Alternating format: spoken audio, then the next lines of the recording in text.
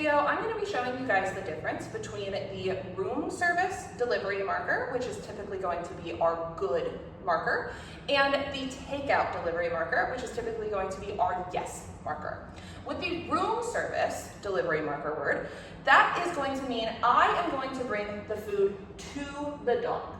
The takeout delivery marker, which is going to be our yes in this video, means I want the dog to come to my hand and get the treat from me.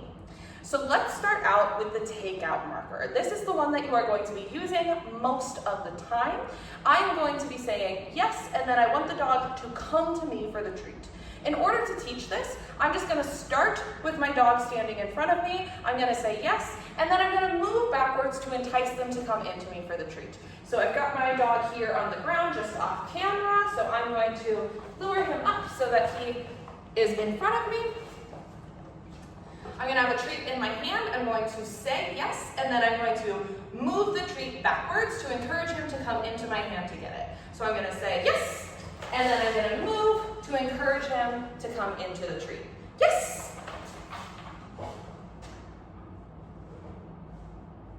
Yes! So I want him coming towards my hand for that treat. My next step is to use that marker, and then the treat comes out. So my hands are empty. I'm going to say yes, and then I'm going to move, and then treat him. So that gives me a little bit of time. I don't necessarily have to have the food in my hands or on my body. He understands that the yes means come to me, and then I'll give you a treat. So I can do yes, move, and treat. Yes, move, and treat. Now I'm going to be showing you guys the room service delivery marker. So that means that I am bringing the food to my dog. I want them to stay in position as the food is coming to them. So to start, I'm going to be right in front of him, and I want to get my dog into a stationary position. So a down or a sit, something they're not likely to pop out of quickly. So I have him down on his side. I just lured him into this position. So just treat to his nose and lured him so he was on his side. So I'll show you guys that. So we're up, I can lure him down, and then I lure him onto his side and treat him. Then I'm no treats in my hands. I'm going to say good. The treat comes out, and it comes to him. So I've already got him in a position that he's not likely to come out of. That's important in these beginning stages, because otherwise your dog is likely to pop up towards you to come and get the treat, because they are used to getting the treat out of your hand, because we have probably been using that yes marker more often than not. So I want him in a position where he's unlikely to pop up quickly, and I want to be very close to him so it's not a long time before that treat gets to him. So again, I'm going to say good.